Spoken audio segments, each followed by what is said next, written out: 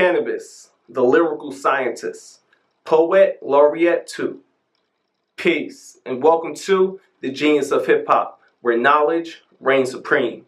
Today we're talking about Poet Laureate II by the one and only Canibus. Now look, man, there's much to unpack here, so with that being said, let's jump straight to it. One of the most lyrical rappers from the late 90s to early 2000s.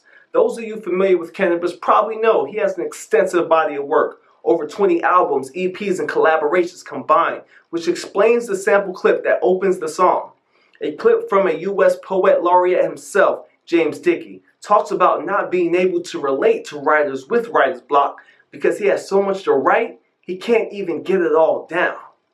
I don't understand how a writer would ever get writer's block, so-called. My problem is having too much and being unable to Which brings us to why this man is a genius of hip-hop. His ability to give extensive length quality bars, his scientific rap scheme, and his cultural references all qualify him as a genius of hip-hop. Not to mention, he proclaims himself as a genius of hip-hop, and the way he functions as a poet on the beat, we can't argue with him. Canibus views himself as intellectually, poetically, and lyrically superior to the average rapper, or any rapper for that matter. Not only does he say it throughout his music, but the way in which he describes himself, in third person I might add, says it in so many ways. The actual definition of Poet Laureate reads, an eminent poet, traditionally appointed for life as a measure of the British household. Now, I don't know much about the British, but he certainly blurs the lines between rap and formal poetry at length. The Jamaican-born American rapper spits an impressive 100 bars on this track that has been acclaimed as one of the best songs of his career. He flows over 3 different beats effortlessly, switching between each one, spitting outspoken and aggressively explicit lyrics. But not explicit in the adult sense like many rappers, he really just breaks down each concept of each bar with some of the most descriptive language you'll probably ever hear in a song. Having a lot to say is a large part of his persona. He even admits it on this track, saying he claimed that he had written the greatest rhyme of all time, but he would never take it out of his archives.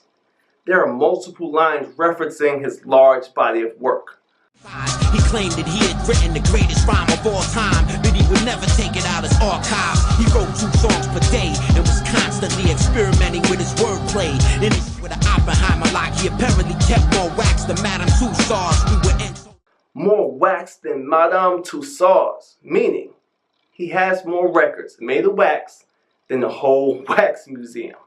Here he basically describes how other rappers don't even come close to him intellectually or lyrically, but he does it in such a way that you really have to pay attention and hear every word to even comprehend the message. Intended, the unparalleled, malleable enunciation of a sentence. You didn't go to college, obviously. I can tell by your ungodly, unintelligible terminology, a remarkable odyssey. The rhymes are modest speeds when the brain orders the body not to breathe. Your competency is not up to speed. You not in my league. You couldn't possibly be hotter than me.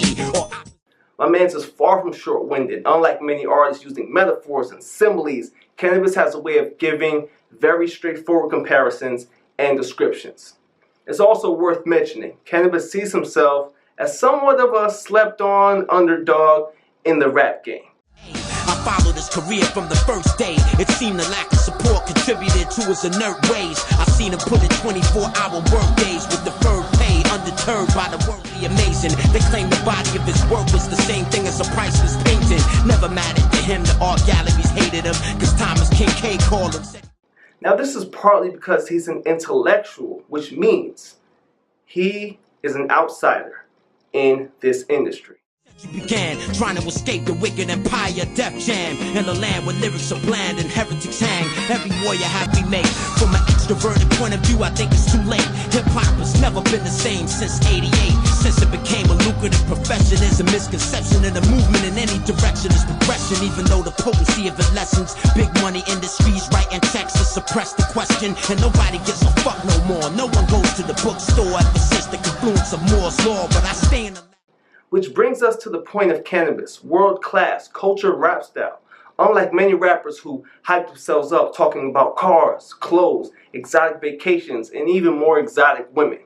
Or comparisons to balling like their favorite sports player, Canibus has a different flex. He likes to show off his world-class knowledge, much more cultured than your average rapper, really. The song is riddled with name drops of various poets, artists, and philosophers. Canibus brags on his intellectual superiority, so it's no surprise if you hear names you've never heard before, like David Hume, the Scottish philosopher and economist, Edward Lorenz, a mathematician, Leo Szilard, a nuclear scientist and inventor, Stephen Jay Gould, an American evolutionary biologist, an historian of science, or Thomas Kincaid, American painter. I mean, these aren't your average Joe Schmoes. You might hear a rapper talk about a book they've read or refer to a disloyal friend as Brutus, but Canibus' knowledge flex is no doubt one of the most extensive you've ever heard.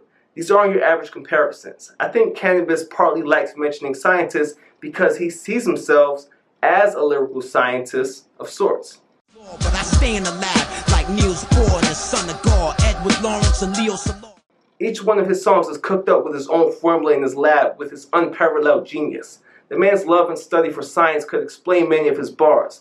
It's clear he isn't just name-dropping just a name drop. Canibus is known for filling his rhymes with extreme scientific dialogue, which means he's actually studied what he's talking about, and it shows on Poet Laureate.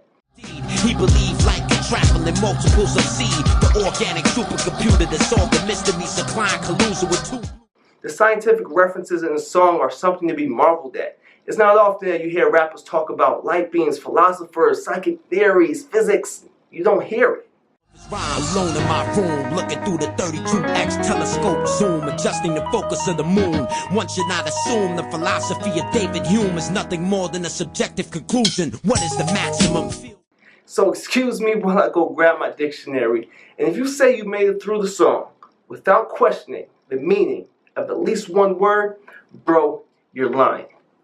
Now, I think the biggest gem to take away from his whole song is that without a beat or any of the 3 beats he floated on, this can be read as a poem, and a damn good one at that. Prose, of course.